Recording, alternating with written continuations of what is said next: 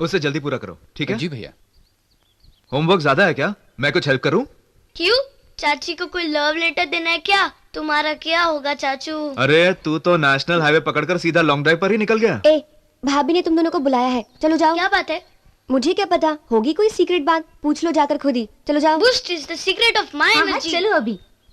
भैया, क्या बात है सुमा? मैं आपको एक बात बताना चाहती हूँ। हाँ तो बोलना, चुप क्यों है? वो है ना, समाचार में बताया था कि तूफान आने वाला है। चल बात को मत घुमा और सीधा मतलब की बात कर। दरअसल क्या? दरअसल नहीं बोलेगी तो मैं बोल देता हूँ।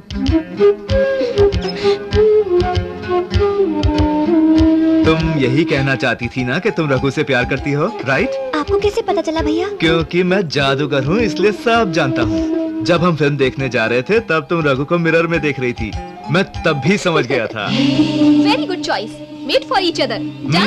सुमा, वैसे हमारी जोड़ी कैसी लगी? चंदा और चकोर, जलन हो रही है मुझे, फौरन नजर उतरवा लेना। झूठ क्यों बोला? माँ ने हमें कब बुलाया?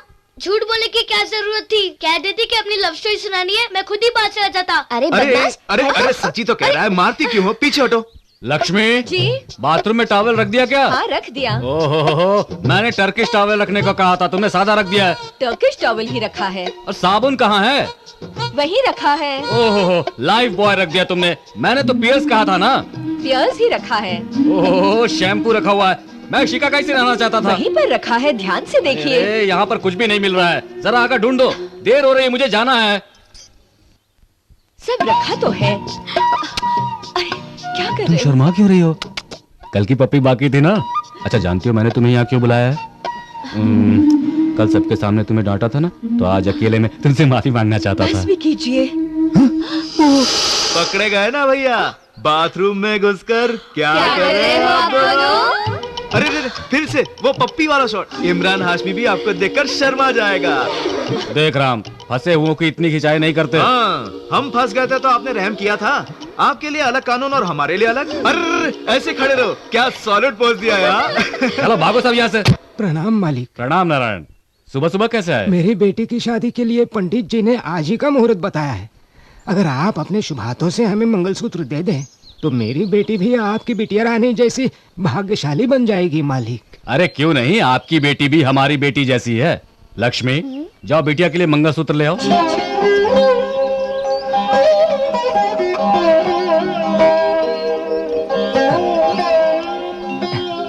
मालिक आप सब आकर मेरी बेटी को जरूर आशीर्वाद दे दीजिए। ठीक है, हम जरूर आएंगे। आज्ञा दीजिए मालिक। सुनिए राणा जी। सुनिए राणा जी। राणा जी, क्या बात है, कौन हो तुम? मेरा नाम ज्योति है। मेरे साथ अन्याय हुआ है, मैं आपसे न्याय मांगने आई हूँ। क्या अन्याय हुआ है तुम्हारे साथ? आपके गांव के ही एक आदमी ने मुझसे झूठा प्यार करके मुझे धोखा दे दिया है और अब वो मुझे ठुकराकर किसी नारायण की बेटी से शादी करने के लिए जा रहा है।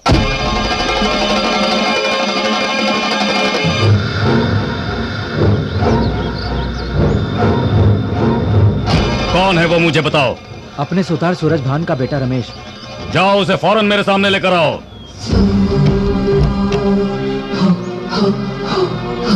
क्यों रे, ये शादी का जोड़ा क्यों पहन रखा है? तुम एक पति हो और एक बच्चे के बाप भी हो, फिर भी दूसरी शादी करना चाहते हो? आपको गलतफहमी हुई है, मेरी शादी नहीं हुई।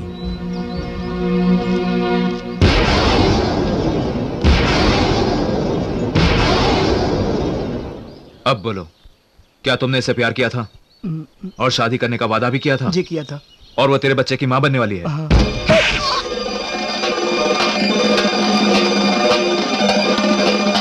हे, अगर तू इस लड़की को छोड़ देगा तो जानता है इसके बच्चे को लोग क्या कहेंगे? रखेल और हराम की औलाद कहेंगे, जलील इंसान। डाल इस लड़की के गले में मंगलसूत्र। राणा जी, इसने मुझे अपने प्यार के बारे में नहीं बताया। ये बात छुपाकर इसने बहुत बड़ी गलती की। अगर ये इससे शादी करेगा तो नारायण की बेटी का क्या होगा, आप ही बताइए। नारायण की बेटी की फिक्र तुम मत करो। उसकी मांग में अभी तक सिंदूर नहीं भरा है। वो सर उठा के जी सकती है, लेकिन इसकी मांग में अगर सिंदूर नहीं भरा तो ये जिंदगी भर कभी सर नहीं उठा पाएगी।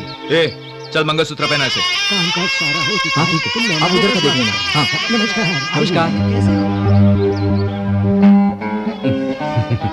देखो बेटी, मर्दों की बातें बड़ी मीठी होती हैं। उन पर भरोसा करके अपना सब कुछ लुटाने वालों को समाज में सर उठाने की जगह नहीं मिलती।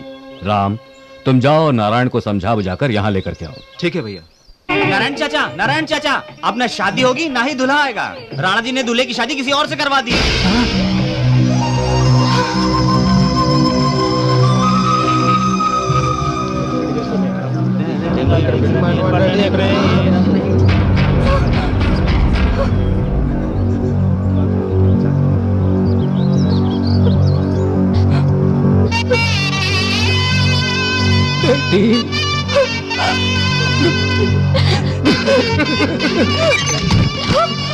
पिताजी, पिताजी, पिताजी दरवाजा खोलिए पिताजी।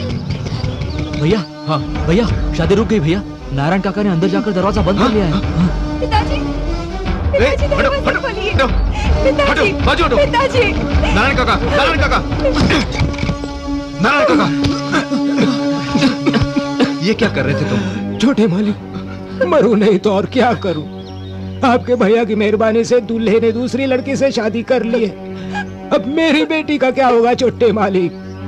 आखिरी वक्त में शादी रुक गई, मैं गांव वालों को क्या मुंह दिखाऊंगा छोटे मालिक? ये लो काका, भैया ने उस लड़की की जिंदगी बचाई है, तो आपकी बेटी की जिंदगी कैसे बर्बाद होने देंगे? आपको इंसाफ मिलेगा। चलिए काका मेरे साथ। आपकी बेटी की जगह अगर मेरी बेटी होती तब भी यही फैसला करता। हमारी वजह से कभी कोई लड़की बेघर ना हो, किसी का बच्चा अनाथ ना हो, यही सोचकर इसकी शादी कराई। तुम फिक्र मत करो, तुम्हारी बेटी की शादी आज होनी थी तो आज ही होगी। कुमार जी भैया। ये मेरा वफादार आदमी है, अगर तुम्हारी बेटी की शादी इसके साथ करा दूं तो कोई एतराज तो नहीं ना तुम्हें? क्या कह रहे हैं? आपने जो फैसला किया उस पर मुझे कैसा एतराज हो सकता है? एहसानमंद हो आपका, आज्ञा दीजिए मुझे। छोटू, ये शादी करवाने की जिम्मेदारी तुम्हारी है, ये हमारी इज्जत का सवाल है। तुम शादी करा के ही लौटना। जी भैया। हेलो, हाँ? अब तुम क्या करोगे? मालिक का वचन पूरा करूंगा मैं। क्या बात है? ओम सुमुखाय नमः, ओम एकदंताय नमः, ओम श्री महागणाधिपतये नमः, ओम एकदंताय नमः, महागणाधिपतये नमः, लंबोदराय नमः,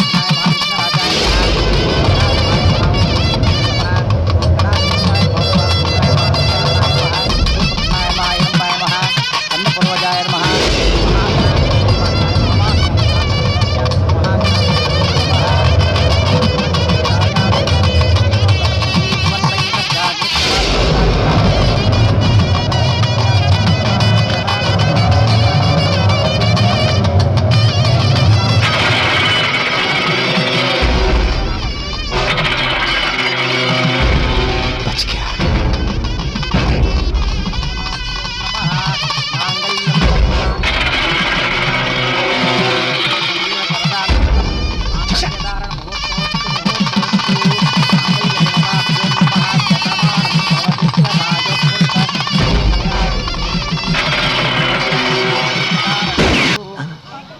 बच गया साला।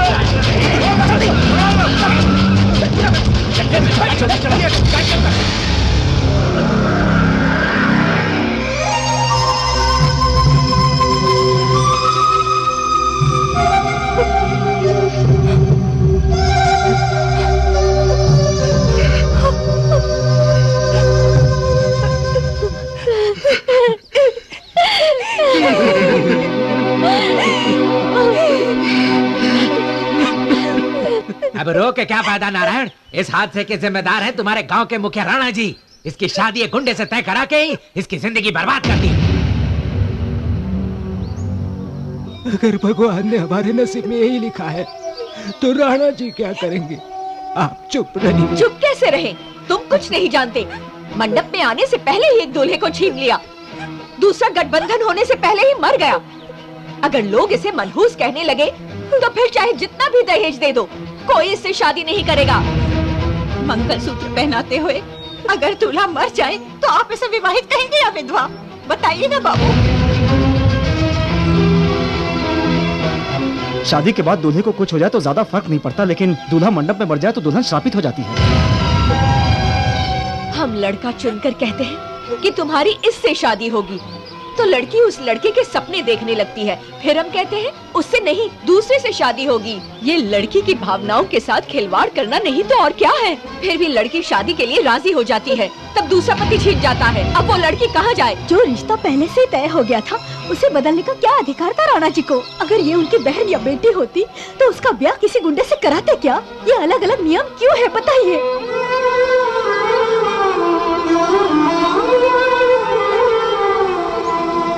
राणा जी, छोटे भैया पर हुए हमले में कुमार मारा गया। शादी होने से पहले उसे गोली मार दी गई। बेचारा नारायण, उसकी बेटी की जिंदगी तो बर्बाद हो गई। मेरे गांव में शादी होते वक्त उन कुत्तों ने मेरे गांव में घुसकर मेरे ही आदमी को मार दिया।